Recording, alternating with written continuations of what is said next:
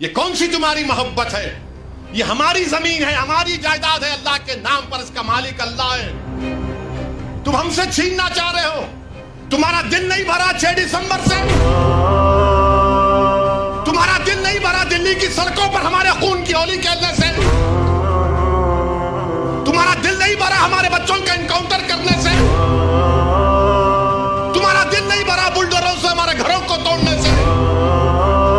تمہارا دل نہیں بھرا ہمارے بچوں کے سروں سے حجاب کھینچنے سے؟ تمہارا دل نہیں بھرا ہم کو اس ملک کی شریعت ختم کرنے کا قانون بنایا، اب تم ہم کو ہمارے وجود کو مٹانا چاہتے ہو؟ خدا کی قسم اپنے وجود کو مٹنے نہیں دیں گے انشاءاللہ تعالی۔ میرے عزیز دوستوں اور بزرگوں، میری آپ سے دبن گزارش ہے کہ مہاراشٹر کے اسمبلی انتخابات آنے والے ہیں، میں آپ سے اپیل کر رہا ہوں جو لوگ وقف کی جائیدادوں کو برباد کرنے آ رہے ہیں، آپ اور ہم مل کر ان کو انشاءاللہ برباد کر دیں گے سیاسی طور پر۔ میری آپ سے اپیل ہے کہ میں یقیناً کہہ رہا ہوں کہ اس مہاراشٹر کی ویدھان سبھا میں آپ کو، امتیاز جلیل کو اور مجلس کے نمائندوں کو بھیجانا ضروری ہے، تمہاری آواز ہو۔ اگر تمہاری آواز نہیں ہوگی تو کون آواز اٹھائے گا؟ تم نہیں دیکھتے پارلیمنٹ میں کیا ہو رہا ہے؟ تم نہیں دیکھ رہے پارلیمنٹ میں کون پکار رہا ہے دیوانوں کی طرح؟ کیا تم کو نظر نہیں آ رہا کہ کس کے کلیجے میں، سینے میں، کس کی آنکھ میں آنسو ہے جو تڑپ تڑپ کر دیکھ رہا ہے کہ میرے بربادی کا قانون میرے آنکھوں کے سامنے بنایا جا رہا ہے؟ کون ہوگا تمہاری آواز کو؟ چھوڑو ان چیزوں کو، کبھی اپنوں کو بھی تو اپناؤ، کبھی اپنوں کو تو سمجھو۔ جو تمہارے لیے دن اور رات محنت کر رہے ہیں ان کی آواز بنا کر بھجاؤ۔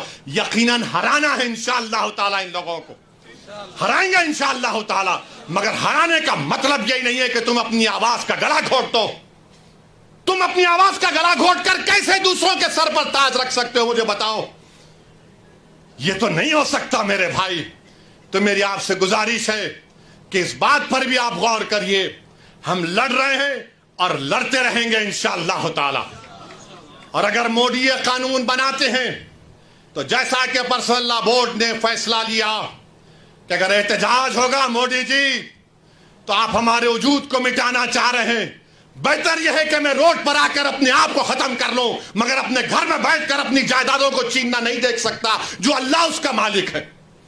میں گھر میں بیٹھ کر نہیں دے سکتا کہ جس کا مالک اللہ ہے اس کو جائیداد کو چھین لیا جائے۔ یہ حکومت کی ذمہ داری ہوگی۔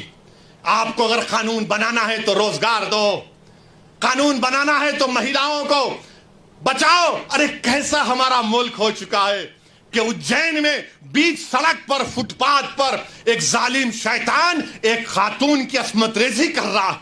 یہ کیسا ہمارا دیش ہو گیا ہے؟ یہ گاندھی کا ملک، یہ آزاد کا ملک، امبیڈکر کا ملک، کہ وہ اس کا ویڈیو نکال رہا ہے عصمت ریزی کا۔ یہ کیسا ہمارا وطن ہو گیا ہے جب ہم نے انگریزوں سے کھندے سے کھندا ملا کر جلیانوالہ باغ میں اپنی جانوں کو دے دیا، ہم نے کالا پانی کی سزائیں ہمارے ہندو بھائیوں کے ساتھ کاٹی۔